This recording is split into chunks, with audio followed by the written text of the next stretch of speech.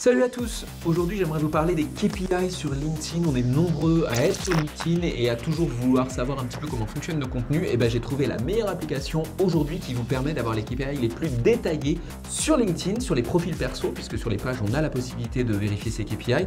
Là, pour le coup, il s'agit d'une petite extension. Alors, je connaissais l'entreprise qui a lancé cette extension-là depuis quelques années, mais là, pour le coup, ils font très fort avec ça. Je vous montre directement dans un tuto comment ça fonctionne et vous allez voir, c'est hyper précis.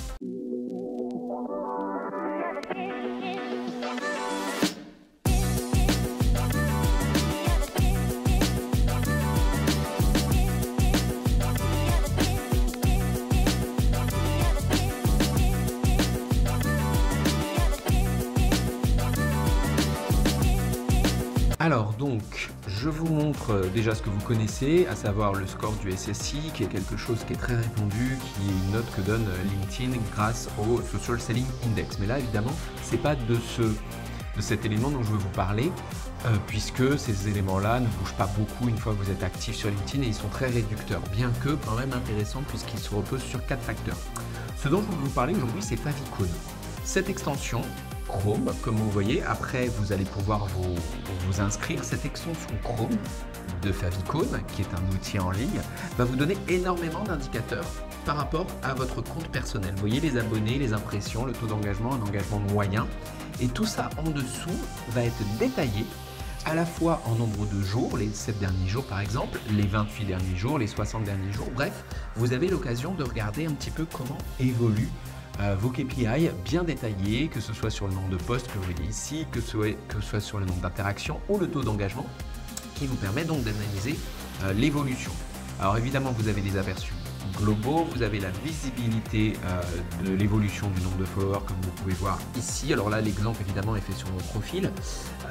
Vous avez l'activité avec les mots-clés les plus utilisés, vous avez aussi les posts qui ont généré le plus d'interaction et de taux d'engagement, ça vous l'avez déjà sur LinkedIn, mais c'est toujours intéressant. Vous avez un buzz rate, un hype rate également. Les engagements par rapport à des journées, vous voyez quel jour vous avez le plus d'engagement et ici pour l'instant pas encore de critères d'audience. L'onglet contenu, cette fois-ci, nous donne un petit peu de manière détaillée toute la façon dont vos contenus fonctionnent avec de nouveau un niveau d'engagement par contenu, une performance par contenu. Autre élément qui est intéressant, dans le contenu, vous avez la diversité du contenu. Donc vous voyez ce qui marche le plus en fonction du type de contenu que vous avez fait. Documents, images, articles, vidéos. Vous avez également les réactions que vous obtenez le plus.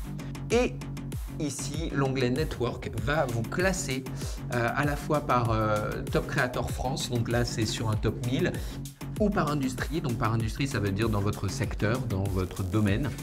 Et vous pouvez même vous télécharger un petit peu un visuel, comme vous voyez, avec votre niveau. Alors ça ne fait pas grand intérêt, hein, bien entendu, mais ça peut quand même parfois vous faire plaisir. On appelle ça des vanity metrics.